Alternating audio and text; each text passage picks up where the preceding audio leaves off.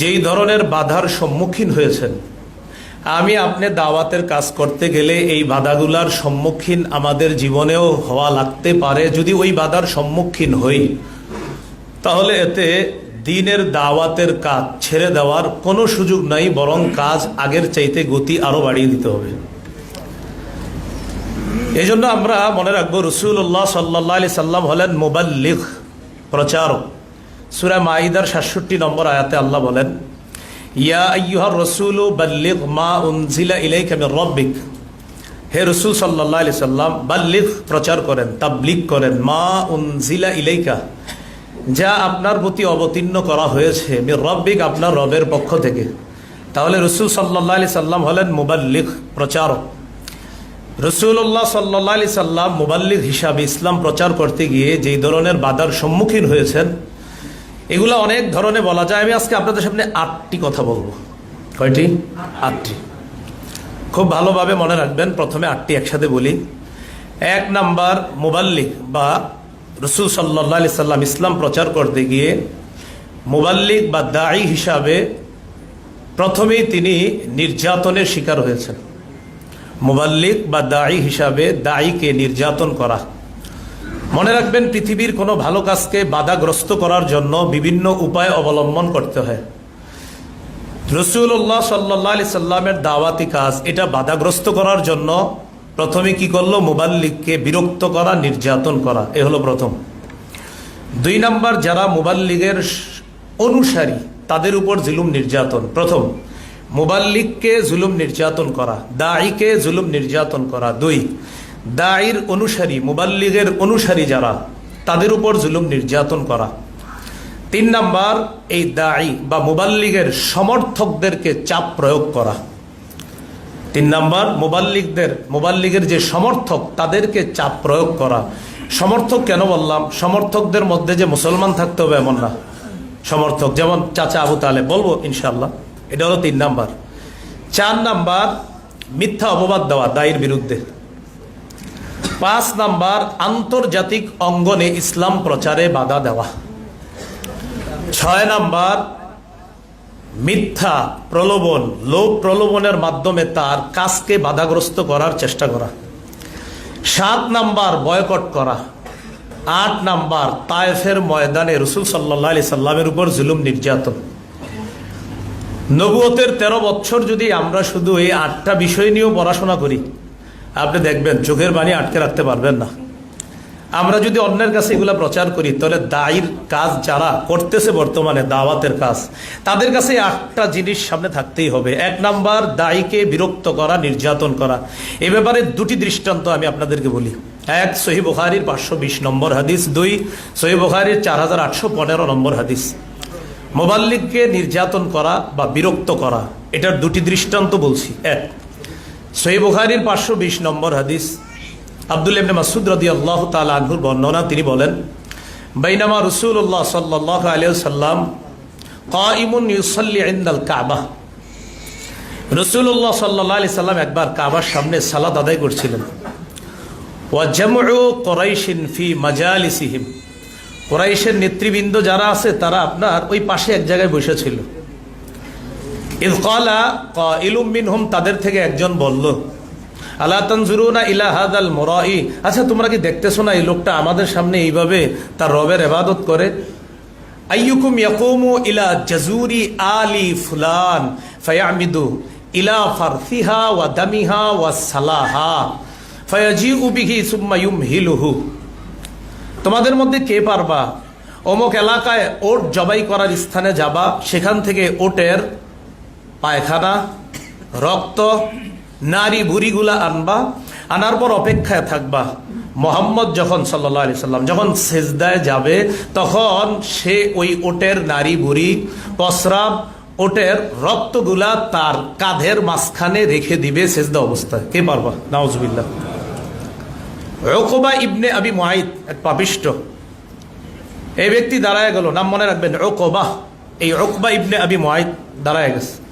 সে অমুক এলাকায় গেল, ওটের নারী বুড়ি, রক্ত, নাপাক ইত্যাদিগুলো আনছে। আনার পর অপেক্ষায় আছে রাসূলুল্লাহ সাল্লাল্লাহু আলাইহি সাল্লাম সিজদায় গেলেন, ওয়াদাহু বাইনা কাতিফাইহি, তখন সত্যি সত্যি ওই উটের নারী বুড়ি, রক্ত, প্রস্রাব, পায়খানা, এই নাপাক জিনিসগুলা সিজদা অবস্থায় আমার হাবিবের দুই কাঁধের মাঝখানে রেখে দিচ্ছে। লম্বা আলোচনা এই জায়গায়। ফানতালাকা মুনতালিকুন ইলা ফাতিমা, একজন ফাতেমা রাদিয়াল্লাহু তাআলা আনহাকে গিয়ে বলছে, তোমার বাবারে এইভাবে নির্যাতন করতেছে, বিরক্ত করতেছে। ফাতেমা রাদিয়াল্লাহু তাআলা আনহা আসছে, আসার পর এগুলা সরিয়ে দিয়েছে। এখান থেকে আমাদের শিক্ষা, দেখেন একজন দায়ী মুবাল্লিগ, তিনি কেন ইসলাম প্রচারের কাজ করে? তাদের বাপদাদার ধর্ম বাদ দিয়ে অন্য ধর্মের প্রচার কেন করবে? সহ্য না করতে পেরে নবীর উপর নির্যাতন করবো। আর একটা দৃষ্টান্ত দেখেন, সহিহ বুখারীর 4815 নম্বর হাদিস। এটার ঘটনাও ঘটাইছে সেই পাপিষ্ট, ওই উকবা। আগেরটা যে ঘটাইছে এটাও সেই উকবা। এই হাদিসের বর্ণনাকারী উরওয়া ইবনুজ জুবাইর, মনে রাখবো, উরওয়া ইবনুজ জুবাইর। তিনি বলেন, আমি নবীর সাহাবী আব্দুল্লাহ ইবনে আমর ইবনুল আস রাদিয়াল্লাহু তাআলা আনহুকে জিজ্ঞাসা করলাম, আখবিরনি বিআশাদ্দি মা সানাআল মুশরিকুনা বিরাসূলিল্লাহি সাল্লাল্লাহু আলাইহি সাল্লাম, মুশরিকরা নবীর সাথে যে ভয়ঙ্কর আচরণ করেছে, এই জাতীয় একটা আচরণের কথা আমাকে বলো তো। তখন আব্দুল্লাহ ইবনে আমর ইবনুল আস রাদিয়াল্লাহু তাআলা তিনি বললেন, রাসূলুল্লাহ সাল্লাল্লাহু আলাইহি সাল্লাম একদিন কাবা চত্বরে, কোথায়? কাবা চত্বরে। তো কাবা চত্বরে তখন ঈদ আকবালা উকবা, ওই যে সেই আগের উকবা, এই উকবা কাবা চত্বরে আসছে। আসার পর কি করছে আপনি দেখেন, আখাযা বিমানকিবি রাসূলিল্লাহ সাল্লাল্লাহু আলাইহি সাল্লাম, নবীজির কাঁধ মোবারক ধরছে। ধরার পর লাওয়া সাওবাহু ফি উনুকিহি, গলার মধ্যে কাপড় পেঁচায়া, খানাকাহু বিহি খানকান শাদীদা, জোরে একটা টান দিস কাপড় পেঁচায়া। এইভাবে টান দেওয়ার পর আবু বকর সিদ্দিক রাদিয়াল্লাহু তাআলা আনহু আসলেন। আসার পর তাকে সরায়া দিলেন আর বললেন, আতাকতুলুনা রাজুলান আইয়াকুলা রাব্বি আল্লাহ ওয়া ক্বাদ জাআকুম বিল বাইয়িনাত, তোমরা কি একজন মানুষকে এই কারণে হত্যা করবা যিনি বলে যে আমার রব হলেন আল্লাহ, আর এই ব্যাপারে তিনি স্পষ্ট প্রমাণও তোমাদের কাছে পেশ করেছেন, এই কারণে একটা মানুষকে হত্যা করবা? তাহলে বলেন তো, 8 ভাবে নির্যাতনের মধ্যে প্রথমটা গেল মুবাল্লিগ বা দাঈ বা যিনি ওয়াইজ হবেন, তার উপরে এরকম বিরক্ত আসতে পারে, নির্যাতন আসতে পারে। নবীজি তাবলীগের কাজ করতে গিয়ে পার্সোনাল ভাবেও নবীজির উপরে আঘাত করা হয়েছে, নবীকেও ডাইরেক্ট আঘাত করা হয়েছে। এ হলো 1 নাম্বার। 2 নাম্বার, মুবাল্লিগের অনুসারীদের উপর জুলুম নির্যাতন। দেখেন আপনারা, এটাই মনে হয় 2 নাম্বার। মুবাল্লিগের অনুসারী হযরত বেলাল ইবনে রবাহ, আবু বকর সিদ্দিক রাদিয়াল্লাহু তাআলা, আম্মার ইবনে ইয়াসির রাদিয়াল্লাহু তাআলা, সুমাইয়া রাদিয়াল্লাহু তাআলা আনহা, এগুলো আমরা জানি তাদের উপর কি পরিমাণ অত্যাচার, জুলুম, নির্যাতন হয়েছে। শুধু কি তাই, রাসূলুল্লাহ সাল্লাল্লাহু আলাইহি সাল্লাম একদিন কাবা চত্বরে নবীর এক সাহাবী গিয়ে বললেন, হুজুর একটু কাফেরদের বিরুদ্ধে বদদোয়া করেন না। নবীজির চেহারা মোবারক লাল হয়ে গেছে। জানো, অতীত যুগের মানুষ ইসলামের কাজ করতে গিয়ে তাদের মাথায় করাত রাখা হয়েছে, এরপরেও তারা দিন থেকে সরে যায় না। এটা বুখারীর বর্ণনা। তো বলছিলাম, 2 নাম্বার, মুবাল্লিগের অনুসারী যারা, তাদের উপর জুলুম নির্যাতন করে ওই কাজকে বাধাগ্রস্ত করার চেষ্টা করা হবে। আমাদের নবীজি মোটেই পিছপা হননি, কাজের গতি আরো বাড়িয়ে দিয়েছেন। 3, সমর্থকদের উপর চাপ প্রয়োগ। সমর্থক মানে যারা আমাকে সমর্থন করে, যারা আপনাকে সমর্থন করে, ওই সমর্থকদেরকে চাপাই, আপনি তাকে কেন সাহায্য করেন, সমর্থন করেন? কাফেররা ঐক্যবদ্ধ হয়ে নবীর চাচা আবু তালেবের কাছে গেছে, আপনি আপনার ভাতিজাকে এইভাবে সাহায্য সহযোগিতা করতে পারেন না। আমাদের বাপদাদার ধর্মের বিপরীতে সে একটা নতুন ধর্ম প্রচার করতেছে, আপনি এইভাবে তাকে সাহায্য করতে পারেন না। আবু তালেবকে 3বার তার আগেই বুঝাইছে। নবীজিকে সর্বশেষ আবু তালেব বুঝাইছে, ভাতিজা তুমি একটু গতিটা কমাই দিতে পারো না? নবীজি কোনোভাবেই রাজি হননি, বরং নবীজি তার দাওয়াত, ইসলাম প্রচারের কাজে অটল অবিচল থাকার কথা সিরাতের কিতাবে বিস্তারিত আলোচনা আছে। তখন চাচা আবু তালেবকে এইভাবে চাপ প্রয়োগ করেও নবীর কাজকে বাধাগ্রস্ত করার চেষ্টা করেছিল, কিন্তু বাধাগ্রস্ত করতে পারেনি, বরং নবীজির কাজের গতি আরো বাড়িয়ে দিয়েছেন। 4 নাম্বার কি ছিল? মিথ্যা অপবাদ দেওয়া। মাশাআল্লাহ, 4 নাম্বার মিথ্যা অপবাদ দেওয়া। সূরা হাক্ক 41-42 নম্বর আয়াতটা দেখলেই হয়ে যাবে। সূরা হাক্ক মনে রাখবেন, 41-42। আল্লাহ পাক রব্বুল আলামিন বলেন, ওমা হুয়া বিকাউলি শাইর কালিলাম মা তুমিনুন ওয়ালা বিকাউলি কাহিন কালিলাম মা তাযাক্কারুন। কাফেররা বলা বলি করতে লাগলো অলিতে গলিতে, মোহাম্মদ কবি, মোহাম্মদ নাউজুবিল্লাহ গণক।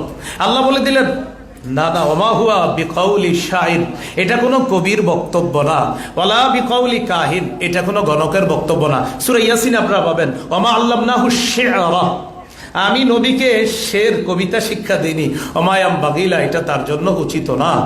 তাহলে 4 নাম্বার মিথ্যা অপবাদ দেওয়া, এটাতেও কাজ হয় নাই। এবার তারা 5 নাম্বার ধারায় গেল। 5 নাম্বার, আন্তর্জাতিক পরিমণ্ডলে ইসলাম প্রচারে বাধা। হজের মৌসুমে বিভিন্ন বিদেশিরা আসে, নবীজি চিন্তা করলেন বিদেশিদের মাঝে ইসলাম প্রচার কিভাবে করা যায়।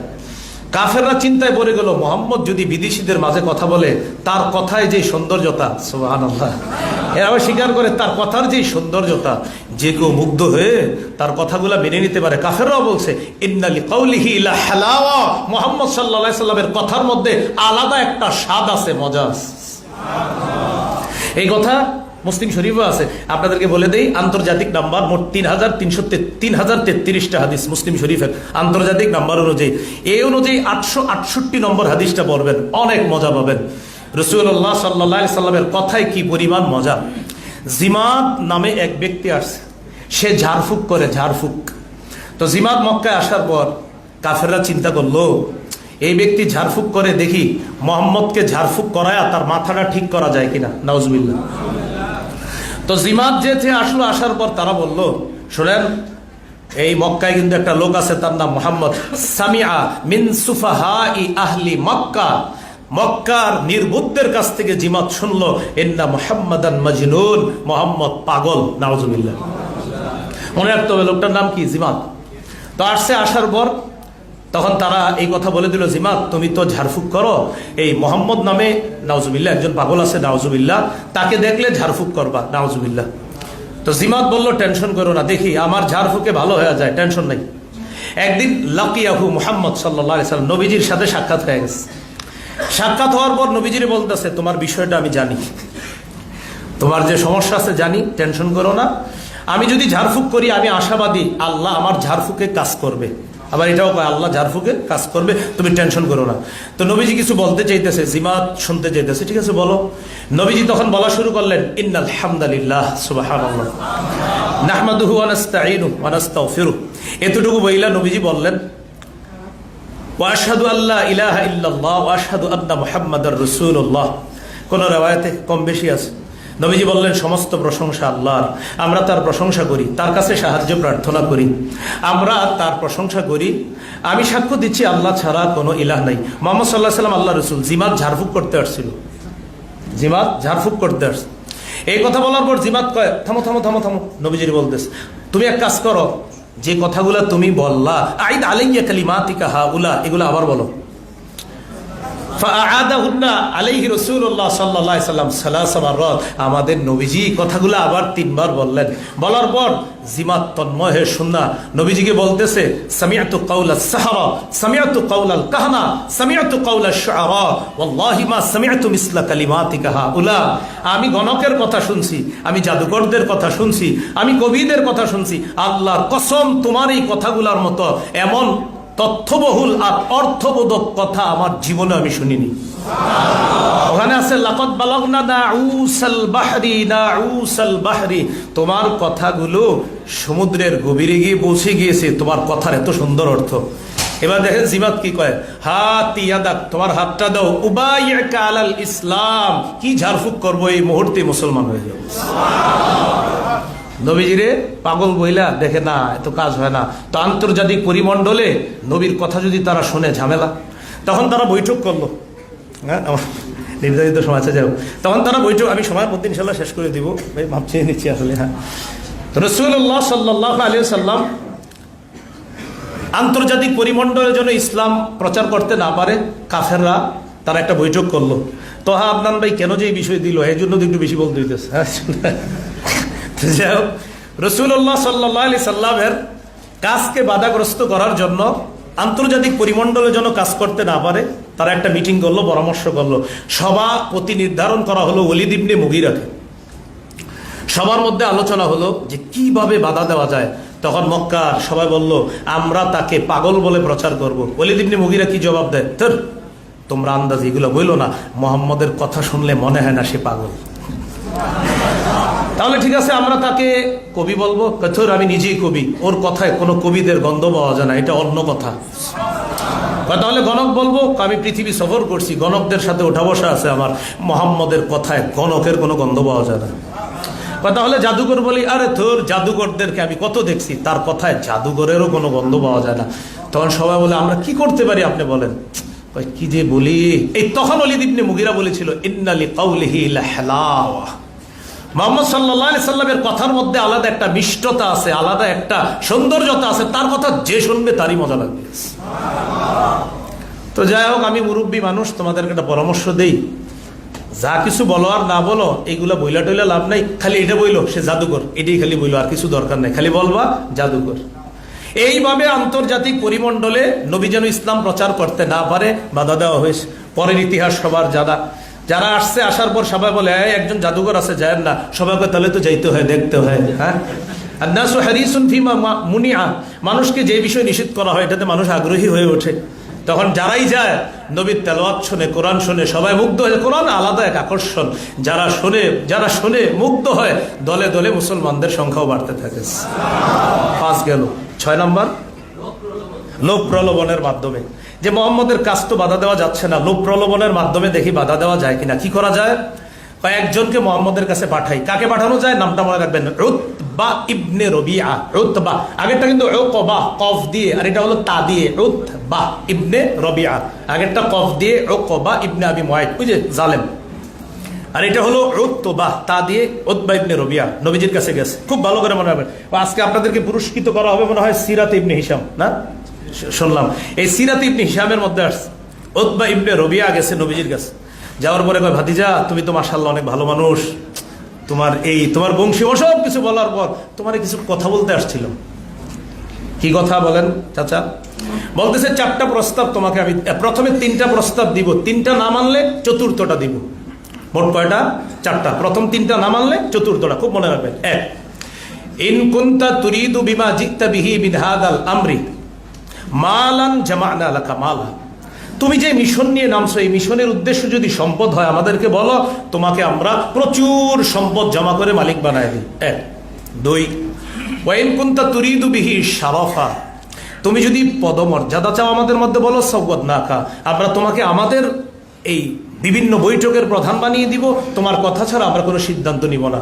3, ওয়াইন কুনতা তুরিদু বিহি মুলকা, তুমি যদি রাজত্ব চাও, মাল্লাকনাকা, তোমাকে আমরা রাজা বানায় দিই, বলো তুমি। এই 3টা যদি তুমি না মানো তাহলে বলো তোমার মাথায় কোনো সমস্যা আছে কিনা, আমরা তোমার জন্য ডাক্তার দেখি, ওখানে আছে। হ্যাঁ, নাতলুবুল তিব্বা, তোমার জন্য ঔষধ আমরা ব্যবস্থা করি, যদি 3টা না মানো। কারণ এই 3টা তুমি না মানো, এটা তো কোনো সুস্থ মস্তিষ্কের মানুষ এটা না করতে পারে না, তুমি কেমনে ভাতিজা এগুলো না করবা? তাহলে 4 নাম্বার হলো ওগুলা না মানলে তোমার চিকিৎসার ব্যবস্থা করি। এটা বইলা উতবা উঠে যাবে, বলতেছে কাকা আপনার কথা শেষ, আপনার কথা শেষ। সিরাত ইবনে হিশামে আছে, আফারগতা, আপনি এই কথা বলা শেষ হয়েছে কাকা? হ্যাঁ শেষ। এবার নবীজি হামিম আস-সাজদা, একটু সুবহানাল্লাহ পড়ি। হামিম আস-সাজদা, এই সূরাটা তেলাওয়াত করতে লাগলেন। করতে করতে সাজদার আয়াত পর্যন্ত নবীজি পৌঁছলেন। পৌঁছার পর যখন এই তেলাওয়াত করতেছিলেন, উতবা ইবনে রবিআ নবীজির এই তেলাওয়াত মন দিয়ে শুনতেছে, শুধু মন দিয়ে না, এক পর্যায়ে শুনতে সিদ্ধে ঝুঁকে, মাথা ঝুঁকা নবীর কথাগুলা খুব মন দিয়ে শুনতেছে। সেজদার আয়াত যখন আসছে, নবী সেজদা দিছে, তখন তার হুঁশ ফিরে আসছে। ঘটনা কি? আমি আসলাম কি মিশন নিয়ে, হয়ে গেল কি? উতবা ইবনে রবিআ তাড়াতাড়ি ওখান থেকে উঠে গেছে। আবু জাহেল, কাফের বেঈমান যারা, তারা বলল কি ঘটনা? কি ঘটনা? রেজাল্ট তো বেশি ভালো না, শুধু তার কাছে কাউরে পাঠাও না, যারে পাঠাবা সমস্যা হইতে পারে। মানে এটা সমস্যা কি? সে তার প্রতি আকৃষ্ট হয়ে যাবে, তার কথা যাকেই শুনতে দিবা সে তার প্রতি আকৃষ্ট হয়ে মুসলমান হয়ে যেতে পারে। 7 নম্বর, বয়কট। সবভাবে কাজ হয় না, এবার কি করা? বয়কট করা। তাকে বয়কট করি আমরা সবাই মিলে। বয়কটের মধ্যে তারা কি করলো? বয়কট গুলা কিভাবে মনে রাখেন? 1, মুসলমানদের সাথে কেনা বেচা করবো না আমরা। 2, তাদের সাথে বিয়ে শাদী কোনো হবে না। 3, তাদের সাথে আমরা কোনো ধরনের মুআমালাত মুআশারাত মানে কোনো ধরনেরই কোনো লেনদেন করব না, ব্যবসা বাণিজ্য করব না, 2 বিয়ে শাদী ইত্যাদি করব না। 3 সামাজিকভাবে এমনভাবে বয়কট করব যে কোনো ধরনের লেনদেন তাদের সাথে থাকবে না। 4 মোহাম্মদকে আমাদের কাছে যতদিন সঁপে না দিবে ততদিন পর্যন্ত এই বয়কট বলবৎ থাকবে। এই 4টা কথা তারা বলে বয়কটের প্রস্তাব করলো এবং বয়কট হয়ে গেল। শুধু তাই না, মুসলমান সহ নবীর চাচা আবু তালেব কাফের হওয়া সত্ত্বেও ভাতিজাকে একা ছেড়ে দেয়নি। আবু তালেব সহ শিয়াবে আবি তালেবের মধ্যে প্রায় 3 বছর কঠিন এক জীবনের মধ্যে অতিবাহিত করেছেন। সাদ ইবনে আবি ওয়াক্কাস রাদিয়াল্লাহু তাআলা আনহু বলেন, এমন হয়েছে যে আমি একদিন রাতের বেলা গাছের পাতা পেরে ওইটাকে আমি সুন্দরভাবে ধুয়ে আগুনে পাক করে এরপর এটা খাইছি। এরকম অবস্থা হয়েছে আপনার ওই বয়কটের অবস্থাটা। এগুলো 7। 8 নাম্বার তায়েফের নির্যাতন। নবীজি দেখলেন এদের মাঝে কাজ হয় না, তখন যে অনেক দাওয়াত দিলাম কিন্তু তারা তো আমাকে খালি মারে নির্যাতন করে। নবীজি তখন গেলেন তায়েফে। সহিহ বুখারী একটা হাদিস নোট করে রাখতে পারেন, 3231 নম্বর হাদিস, 3231। এই হাদিসের মধ্যে আসছে আম্মাজান আয়েশা সিদ্দিকা রাদিয়াল্লাহু তাআলা আনহা নবীজিকে বলেছিলেন, হাল আতা আলাইকা ইয়াউমুন, নবী আপনার জীবনে কি এমন কোন দিন আসছে কানা আশাদ্দা মিন ইয়াউমি উহুদ, উহুদের চেয়ে কঠিন ছিল? নবীজি বললেন, আয়েশা লাকাদ লাকিতুমা লাকিতু মিন কওমিক, উহুদের যুদ্ধে তোমার সম্প্রদায়ের থেকে যেটা পাওয়ার সেটা তো পেয়েছিলাম, তবে এর চেয়ে আরো কঠিন দিন ছিল কখন জানো? ইদ আরাদতু নাফসি আলা ইবনে ইয়ালিল, আলা আব্দি ইবনে ইয়ালিল ইবনে কুলাল, নামটা হ্যাঁ, আব্দে ইয়ালিল ইবনে কুলাল, তার কাছে যখন আমি আমার দাওয়াত পেশ করলাম। যদিও তারিখের কিতাবে আরো পাবেন হাবিব, মাসুদ আর আব্দে ইয়ালিল ইবনে কুলাল, এই 3 জনের কাছে নবী দাওয়াত পেশ করেছিলেন। তো দাওয়াত পেশ করার পর আয়েশা, তারা আমার এমনভাবে নির্যাতন করছে, নির্যাতন করতে করতে আমি বেহুশ হয়ে গেলাম। আয়েশা হঠাৎ রফাত রাসি, আমি মাথা উপরে উঠাইয়া দেখি, ফাইদা আনা বিসাহাবা, আমি বিসাবাহা, আমি দেখলাম যে আমি একটা মেঘের নিচে আছি। ওই মেঘের মধ্যে আমি তাকায় দিই জিবরিল আমিন আমাকে ছায়া, আযাল্লাতনি, ওই মেঘ আমাকে ছায়া দেয়। হঠাৎ দেখি জিবরিল আমিন আমারে বলতেছে, ইন্নাল্লাহা কাদ সামিআ কাওলা কওমিকা লাকা ওয়া মা রাদ্দু আলাইকা, আপনি তায়েফবাসীকে দাওয়াত দিবেন, তারা যে জবাব দিছে আল্লাহ সব শুনছে। ওয়াকাদ বাআসা ইলাইকা মালাকাল জিবাল, পাহাড়ের দায়িত্বে নিয়োজিত ফেরেশতা আপনার কাছে পাঠায় দিছে, লিতা'মুরাহু বিমা শি'তা ফীহিম, আপনি তাকে যা মন চায় সেই আদেশ আপনি করতে পারেন।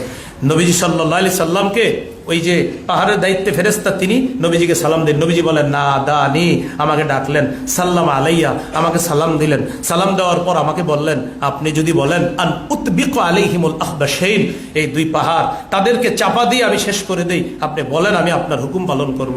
নবীজি বললেন, লা বাল আরজু আইয়ুখরিজাল্লাহু মিন আসলাবিহিম মান ইয়াবুদুল্লাহা লা ইউশরিকু বিহি শাইআ, তারা আমার দাওয়াত গ্রহণ করে নাই, কি হয়েছে? আমার আশা তাদের বংশ থেকে যারা আসবে, ঔরস থেকে যারা আসবে, আমার আশা তারা আমার দাওয়াত গ্রহণ করবে, তারা আমার এই সত্য বাণী গ্রহণ করবে। তাহলে কি শিখলাম? এই 8 ভাবে নির্যাতনের কথা জানলাম, যদিও আরো ব্যাপক আলোচনার বিষয়। আমরা দাওয়াতের কাজ করতে গিয়ে, আমরা দায়ী হিসাবে কাজ করতে গিয়ে আমরা কিন্তু এই কথাগুলা সামনে রাখা, বিশেষ করে মক্কি জীবনের 13টা বছর নবীজি যে নির্যাতনের শিকার হয়েছেন, এগুলা সামনে রেখে আমরা দাওয়াতি ময়দানে কাজ করা। আল্লাহ আমাদের সকলকে যে কথাগুলা বললাম শুনলাম আমরা আমাদের সকলকে আমল করার তৌফিক দান করেন। এখানে শ্রদ্ধেয় ওলামায়ে কেরামগণ আছেন, বিশেষ করে আমার উস্তাজ মুহতারাম হযরতের কাছে আমি ইরশাদুস সরফ পড়েছিলাম। হুজুর ইরশাদুস সরফে আমাদেরকে সরফ পড়াইতেন। আপনার আমাদের মাদ্রাসাগুলোতে যেইভাবে দরবায়াদ্রিব দরবানের সরফে সগীরটা শেখানো হয়, হুজুর ওইভাবে শিখাইতেন না, বরং আরো ব্যাপকভাবে শিখাইতেন। আমাদের মাদ্রাসাগুলো ছোট, হুজুর যেটা বলতেন অনেক লম্বা, প্রায় 58-60টার মতো, এই বিশাল। যে পারতো তারা 1 টাকা পুরস্কার দিতেন। হুজুরের কাছ থেকে 8 বার পুরস্কার পেয়েছি 1 টাকা করে। আমি সেই 8টা কয়েন এখনো রেখে দিয়েছি, হ্যাঁ, আমার পুরা মনে আছে। এবং আমার উস্তাদ মুহতারাম এখানে আসছেন, হযরতের হায়াতে আল্লাহ বরকত দান করেন। এই জায়গায় ওলামায়ে কেরামগণ যারা আসছেন সবার হায়াতে আল্লাহ বরকত দান করেন। আমি আসলে একটু ব্যস্ততার কারণে একটু যেতে হচ্ছে, সবার কাছে দোয়া চাই। আসসালামু আলাইকুম ওয়া রাহমাতুল্লাহি ওয়া বারাকাতুহু।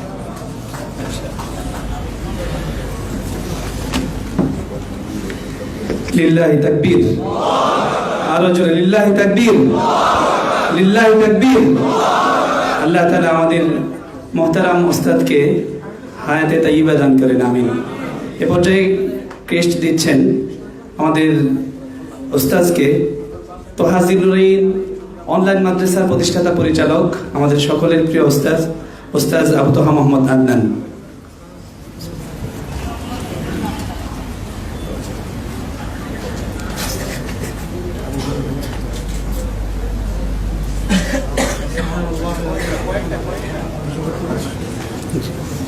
সম্মানিত সুধী, এ পর্যায়ে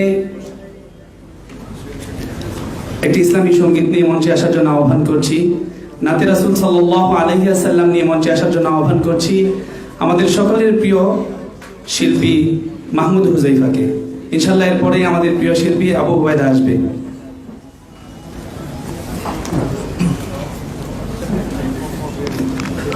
আসসালামু আলাইকুম ওয়া রাহমাতুল্লাহি ওয়া বারাকাতুহু। সবাই কেমন আছেন? আবু তাহা মুহাম্মদ আদনান হাফিজাহুল্লাহ ভাইয়ের উদ্যোগে আয়োজিত আজকের এই সিরাত কনফারেন্সে উপস্থিত উলামায়ে কেরাম এবং আজকের আমার সামনে উপবিষ্ট ভাইরা সকলকে জানাচ্ছি আন্তরিক শুভেচ্ছা এবং অভিনন্দন। সময়ের স্বল্পতা, এই জন্য খুব অল্প করে আমি দুইটি নাট পড়ব।